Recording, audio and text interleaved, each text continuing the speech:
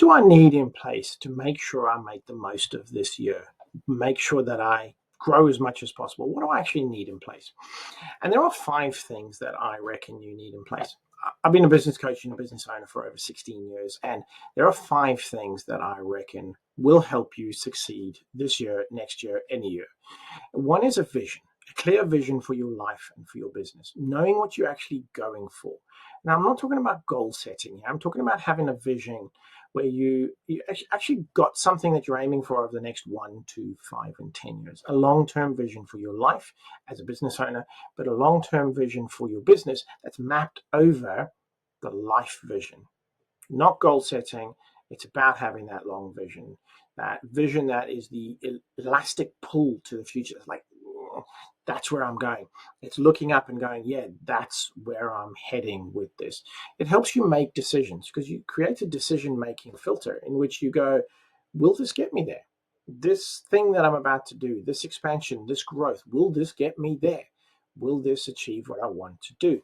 Hiring these new people, will this get me there? This marketing activity, will this get me there? And life is not linear; it's all a bit wonky. And when you go off track, you can look back, you look at your vision, and your vision needs to be based on what's truly essential to you as a person. But that's for another video. Vision for your life, and then over that you map the vision for the future of your business and what you want, and you make decisions based on that vision. Annual business plan. That's another thing that you need in place. Having an annual business plan where you've looked back, what worked, what didn't work, and you look forward and go, okay, this is what we're going to do, this is when we're going to do it, this is who's going to do it, and this is how we're going to measure it all. This is what we're aiming for. Next thing, annual marketing plan. You look back at what worked in your marketing, what didn't work, what are the key metrics, like who landed on the website, what did they do, how did they get there, what did they do on your social media, and then you look forward and go, okay, so based on the business plan, this is the marketing we need to do. You reflect on your ideal clients, making sure that you understand if anything's changed. Are they in different places?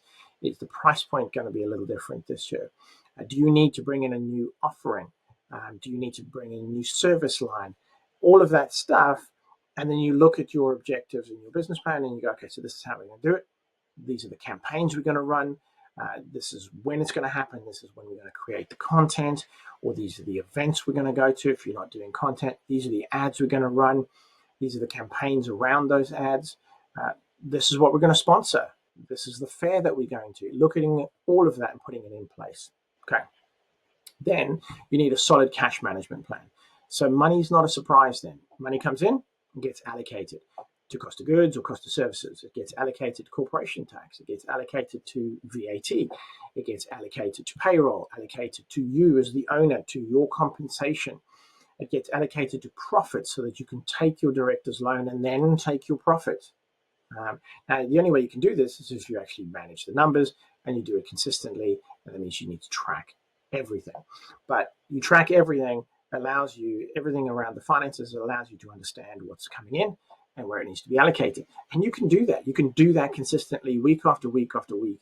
And it's not a massive surprise. When the corporation tax bill comes, you don't wait until 6-7 months after the end of the financial year to go, oh my God, how the heck am I going to do this? Because you understand it and you've saved for it. Now, if you're in a position where you're thinking, how the heck am I going to do that?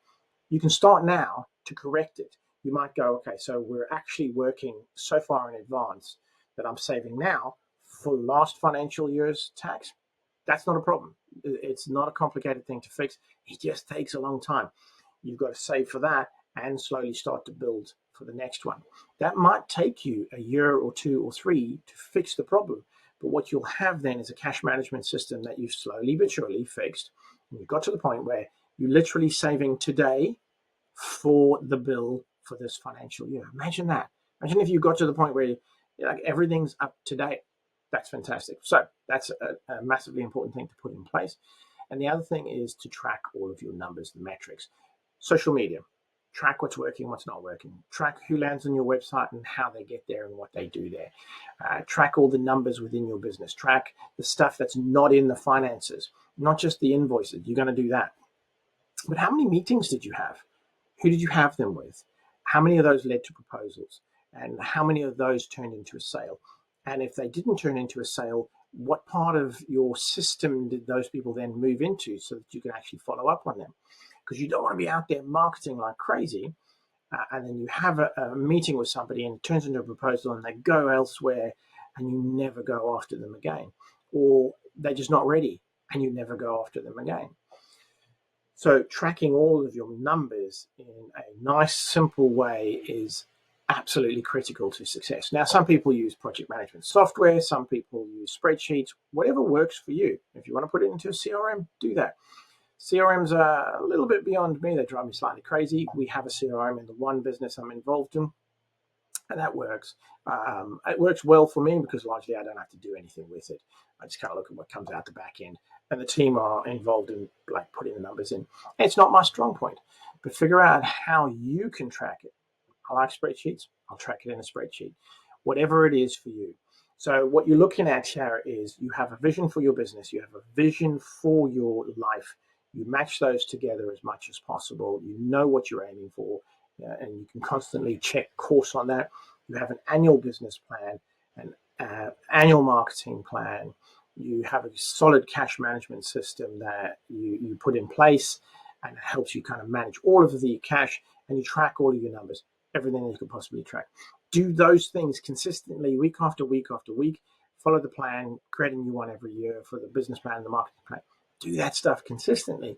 And what you have is your finger on the pulse of the business. You have as much control as possible over the business. You know what's happening, you know what's coming, and you've got it all sorted. You've got all the money for it. That is a way for you to take your business to the next level, to make the right decisions, to invest in the right places, and to have as much profit as possible, because there's absolutely nothing wrong with that. So all of those things will help you have a solid, long-term, sustainable and profitable business. So hopefully that makes sense. If it does, like and subscribe, and I will see you in the next video.